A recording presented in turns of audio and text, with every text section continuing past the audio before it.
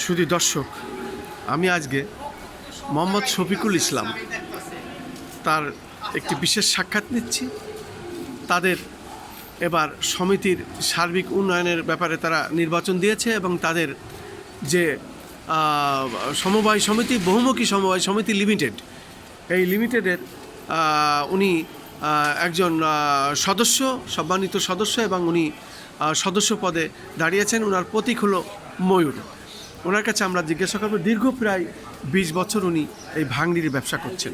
পুরান ঢাকা তাদের যে হেড অফিস, এবং সেখানেই তারা তাদের ব্যবসা বাণিজ্য সেখানেই করে, সারা বাংলাদেশ থেকে সেখানে আসে। পাশাপাশি তাদের নির্বাচন 8 তারিখে, তাই তো? এই 8 তারিখে নির্বাচনে তারা যে প্রস্তুতি নিচ্ছে, এবং নির্বাচিত হওয়ার পরে শফিকুল ইসলাম সাহেবের কাছে প্রশ্ন করছি, আপনারা কি করতে চান আপনাদের জন্য? বলুন আপনার নাম, পরিচয় দিন।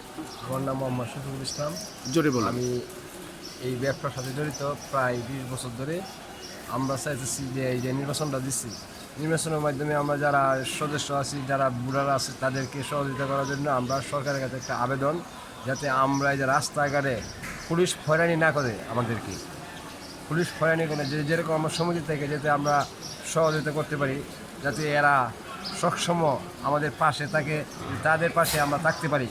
এই জন্য আমরা সরকারের কাছে আবেদন, যাতে আমরা প্রশাসন থেকে আমরা যাতে সহযোগিতা পাই। তাই আমরা সরকারের কাছে আবেদন জানাচ্ছি যে আমরা যেন কোনো সময় যা ব্যবসায়ী আছে, ব্যবসায়ী বাইরে আছে, যেন কোনো হয়রানির শিকার না হয়।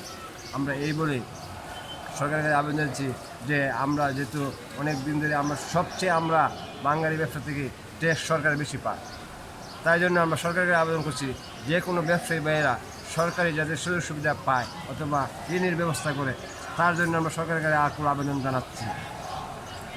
শুধু দর্শক শুনলেন, আসলে ভাঙড়ি ব্যবসায়ীরা দেশের কিন্তু একটি মোটা অঙ্ক তারা সরকারের ট্যাক্স দেয়।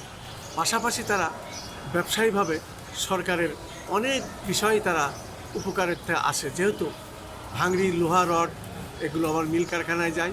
পাশাপাশি কাগজ, আবার নতুন করে কাগজ উৎপাদন হয়। সেই ধরনেরই কিছু কথা ওনারা বললেন, এবং রাষ্ট্রের কাছে তারা সরকারি কিছু সুযোগ সুবিধা চাইলেন। আমি খন্দকার মাসুদুজ্জামান, ধারাবাহিকভাবে আমরা এটা প্রচার করে যাচ্ছি। আগামী 8 তারিখে তাদের নির্বাচন, এবং নির্বাচনে তারা সকল সদস্যের কাছে ভোট দাবি করছেন।